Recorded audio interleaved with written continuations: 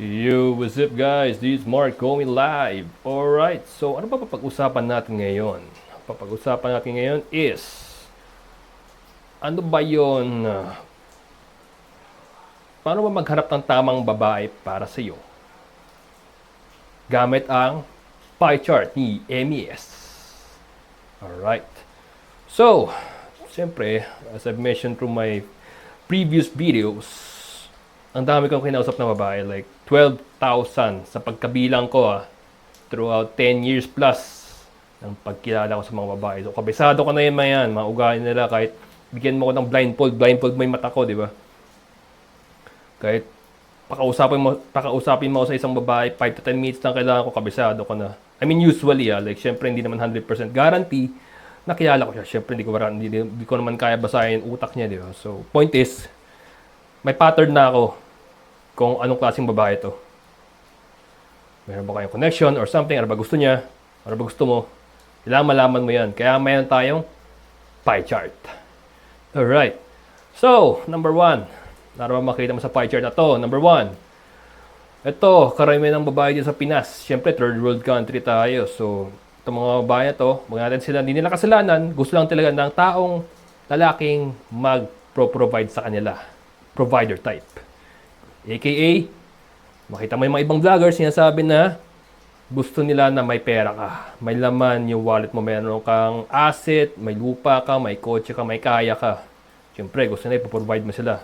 In exchange, siyempre, mamahalin ka nila at aalagaan ka nila. Yun. Number 2, mahal ka. Ito yung gusto ko. Favorite ko to. Siyempre, mga naging girlfriend ko, ito yung binigay nila sa akin. Mahal ka kahit ano man. True love. Yun na yun. Regardless kung anong estado mo sa buhay, kung sino ka man, yun. Number 3. Ito medyo 50-50 to. Gusto ka intindihan along the way if kaya ka mahalin or hindi. 50-50 to. Kahit kayo na, or even kaya nga may mga iba nagdi-divorce, diba? Iba makasal na kasi ganoon pa rin ang tingin ng babae sa kanila. Ito yung parang relasyon na tinanggap nilang dalawa na kahit di nila sabihin, ito yung nararamdaman nila sa kanilang dalawa. Yun, gusto ka intindihin if kaya ka mahalin or hindi. Yun, number 3. Number 4, independent woman. Kung lahat 50-50 yan, yung parang huling GF ko, lahat 50-50. I mean, yung una, syempre, parang mabait naman siya. So, yun. Independent woman, gusto niya kung meron ka, meron rin siya. Titingnan niya kung nagdedepende ka ba sa kanya o hindi. So, ba't ko sinabi mga to? Syempre, pamagkikilala ng babae. Regardless kung gagayahin mo ba ako, magkakausap ka ng babae 10,000, 12,000, pwede. Para mo ko may enlightenment. Pero, nandiyan na ako eh. So, dito para turuan kayo, i-guide ko kayo sa structure ko. Yan ang titingnan mo habang kang nagkikilatis ka or nakipagkilala ka sa babae. Yan ang titingnan mo. Okay? Siyempre, so MES, boss MES, ano ba yung type gusto mo sa lahat yan? Siyempre, number 2. Yan yung gusto ko sa babae, yung devoted sa'yo. Yung mamahalin ka kahit kung sino ka. Yun talaga yung pinagusto ko. So, ayun, yun lang.